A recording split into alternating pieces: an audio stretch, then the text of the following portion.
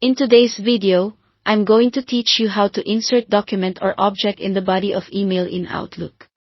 We'll first look at attaching a regular file so it appears right inside your message, and then we'll embed a live object, like a worksheet, directly in the email body using the object feature in classic Outlook. Both approaches help your recipients see what they need without hunting for files. Start by opening a new email or a reply. With your message window open, head to the Insert tab at the top, or simply look for the paperclip icon in the toolbar.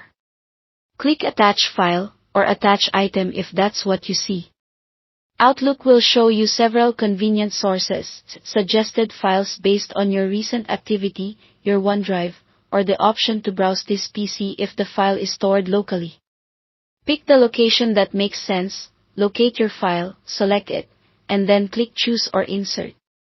Outlook will place the file into your email.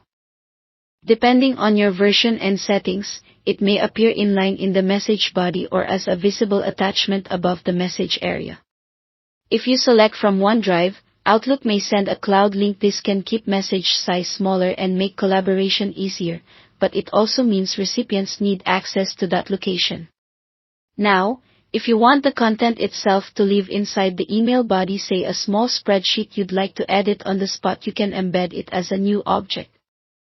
In classic Outlook, start a new email, go to the Insert tab, and in the text group choose Object.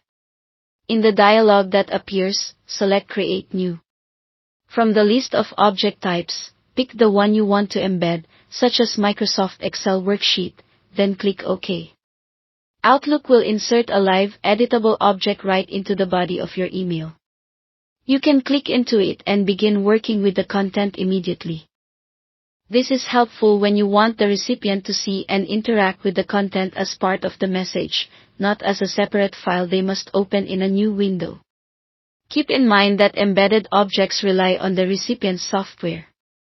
For the best experience, they should have the corresponding application installed to view or edit the object. If that's not the case, the content may display differently or appear as an icon. Use attachments when you want to share a finished document or keep message size and compatibility simple. Use an embedded object when the content needs to be visible and editable directly in the email body. Thanks for watching.